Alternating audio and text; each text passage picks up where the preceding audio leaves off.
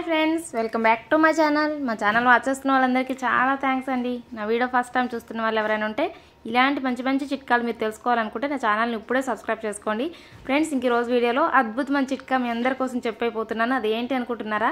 మామూలుగా పచ్చి కొబ్బరిని 4 రోజులు 5 రోజులు కావాలంటే ఒక వారం కంటే ఎక్కువ రోజులు మనం నిల్వ చేసుకోలేం కదా.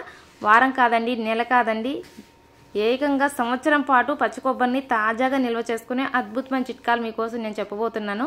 అవి ఏంటో ఎలానో చూసేయండి. మామూలుగా ఇలా పచ్చి కొబ్బరిని మనకి ఫంక్షన్లప్పుడు లేదంటే మనం టెంపుల్స్కి వెళ్ళినప్పుడు ఎక్కువ పచ్చి కొబ్బరి వస్తూ ఉంటుంది కదా. దాటిని మామూలుగా మనకు ఒక్క రోజులను బూజు పడుతుంది, పడేస్తూ ఉంటాం. ఇక అలా కాకుండా ఇలా చేసుకొని ఎక్కువ రోజులు నిల్వ చేసుకోవచ్చు.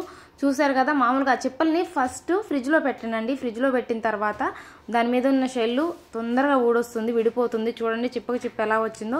అలా ఊడిన తర్వాత వాటిని ఇలా వెనక సైడ్ ఉండే బ్రౌన్ కలర్ ఉండే దాన్ని అంతా పీలర్ సహాయంతో తీసేయండి. తీయకుండా కూడా నిల్వ చేసుకోవచ్చు, కాకపోతే ఇలా తీస్తే ఇంకా తాజాగా ఉంటుందండి. పచ్చి కొబ్బరి బాగుంటుంది ఎన్ని రోజులు ఉన్నా కూడా. మొత్తం ఇలా తీసిన తర్వాత దాన్ని సన్నగా కట్ చేసుకొని ఒక పచ్చి కొబ్బరిని మిక్సీ జార్లో వేసుకోవాలి.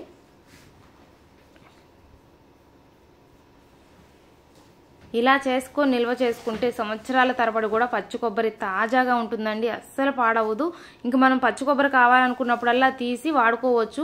మనం ఆలోచించాల్సిన అవసరం లేదండి, ఎందుకంటే ఎప్పుడు కావాలంటే అప్పుడు మనం ఫ్రిడ్జ్లోనే మనకు పచ్చి కొబ్బరి ఉంటుంది కాబట్టి. చూసారు కదా, అలా సన్నగా తరిగి మిక్సీ జార్లో వేసుకొని ఇలా తురుములాగా చేసుకోండి. మామూలుగా మీరు తురుము పట్టేదంతా కూడా చేసుకోవచ్చు, కాకపోతే ఎక్కువ టైం పడుతుంది కదా. ఇలా చేసుకుంటే సింపుల్గా అయిపోతుంది, మనకి ఎక్కువ శ్రమ లేకుండా తురుము పట్టేసుకోవచ్చు. మొత్తం ఇలా తురుముకున్న తర్వాత ఫస్ట్ టిప్ వచ్చేసి ఇలా నాన్ స్టిక్ కడాయి కానీ లేదంటే మీ దగ్గర మామూలుదున్నా తీసుకోండి, నాన్ స్టిక్ ఉంటే తీసుకోండి, అడుగంటకుండా ఉంటుంది. దాంట్లో ఇలా తడి పోయేంత వరకు, పచ్చి కొబ్బరిలో ఉండే తడిదనం పోయే వరకు సన్న మంట మీద ఫ్రై చేసుకోండి. ఎక్కువసేపు అవసరం లేదు, జస్ట్ ఒక్క 5 నిమిషాలు చాలు.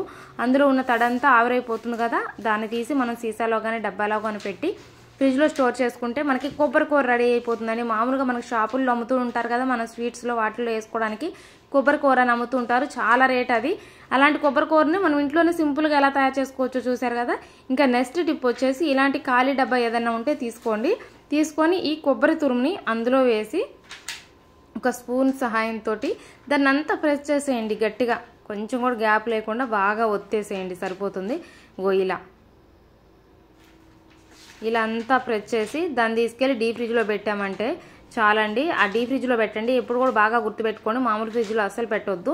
డీప్ ఫ్రిడ్జ్లో పెడితేనే మనకి ఎక్కువ రోజులు, చాలా రోజుల వరకు కూడా పచ్చి కొబ్బరి తాజాగా ఉంటుందండి. అస్సలు పాడవకుండా తాజాగా ఉంటుంది. మనకి ఎప్పుడు కావాలంటే అప్పుడు ఇలా తీసుకొని మనం చట్నీలు చేసుకోవచ్చు, అలానే కూరల్లో వేసుకోవచ్చు, అలాగే ఫ్రైల్లో కానీ ఏదైనా కూడా. ఇంకా మనకు కొబ్బరి పాలు కావాలనుకున్నా కానీ దీన్ని 2 చెంచాలు వేసుకొని వేడి నీళ్ళు పోసి పిండేసుకున్నామంటే కొబ్బరి పాలు రెడీ అయిపోతాయండి. ఇంకా థర్డ్ టిప్ వచ్చేసి ఫస్ట్ మనం షెల్లు ఊడగొట్టాం కదా, అలాంటి కొబ్బరి చిప్పల్ని ఎండలో పెట్టకుండానే ఎండు కొబ్బరిగా మార్చుకునే అద్భుతమైన చిట్కా అనమాట. అలా ఊడగొట్టిన దాన్ని కావాలంటే కొంచెం సాల్ట్ పోయండి, లేదంటే పోయకపోయినా పర్వాలేదు. డైరెక్ట్ తీసుకెళ్ళి ఫ్రిడ్జ్లో పెట్టండి. ఫ్రిడ్జ్లో పెట్టిన తర్వాత 2-3 రోజులు అలానే వదిలేసేయండి. దాన్ని అసలు బూజు పట్టదండి, బూజు పట్టదు, చక్కగా ఎండిపోతుంది. దాన్ని తీసుకెళ్ళి ఒక్కరోజు ఎండలో పెట్టండి. ఇలా ఎండు కొబ్బరి రెడీ అయిపోతుంది. ఈ ఎండు కొబ్బరి కూడా అస్సలు బూజు పట్టకుండా, కొబ్బరి చిప్ప నల్లగా అవ్వకుండా చక్కగా ఎండుతుంది. ఇవన్నీ నేను అలా చేసుకున్నాయి. నేను ఎండు కొబ్బరి అస్సలు బయట కొననండి. పచ్చి కొబ్బరికాయ ఎప్పుడైనా దేవుడికి కొట్టినా, గుడులకు వెళ్ళినా వాటిని తీసుకొచ్చుకొని చక్కగా ఇలా చేసుకొని స్టోర్ చేసుకొని కొబ్బరి కారము, అలానే కూరలో కావాల్సినప్పుడు ఎండు కొబ్బరి తురుము అవి వాడుకుంటూ ఉంటాను. చూసారు కదా, సింపుల్గా ఫస్ట్ టిప్ వచ్చేసి కొబ్బరి కూరని ఇలా ఫ్రై చేసుకొని నిల్వ చేసుకుంటే మనకు రెడీ అయిపోతుంది. సెకండ్ టిప్ వచ్చేసి చట్నీలకి, కూరల్లోకి కొబ్బరి పాలు కొరకు ఇలా తురుముని డబ్బాలో వేసి డీప్ ఫ్రిడ్జ్లో పెట్టుకుంటే ఎప్పుడు కావాలంటే అప్పుడు ఇలా స్పూన్తో తీసుకొని మనం వాడుకోవచ్చు. థర్డ్ టిప్ వచ్చేసి ఎండు కొబ్బరిని ఫ్రిడ్జ్లోనే, పచ్చి కొబ్బరి ఫ్రిడ్జ్లో పెట్టేసి ఎండు కొబ్బరి చేసుకునే అద్భుతమైన చిట్కా. చాలా బాగున్నాయి కదండి. ఈ వీడియో కానీ మీకు నచ్చితే లైక్ చేయండి, మీ ఫ్రెండ్స్కి రిలేటివ్స్కి షేర్ చేయండి. అలానే నా ఛానల్ని ఫస్ట్ టైం చూస్తున్నట్లయితే సబ్స్క్రైబ్ చేసుకొని పక్కనే ఉన్న బెల్ బటన్ క్లిక్ చేస్తే నేను పెట్టే ప్రతి వీడియో మీకు నోటిఫికేషన్ వస్తుంది. Thank you for watching friends, bye. ఇంకొక వీడియోతో మళ్ళీ కలుసుకుందాం. అప్పటి వరకు సెలవు.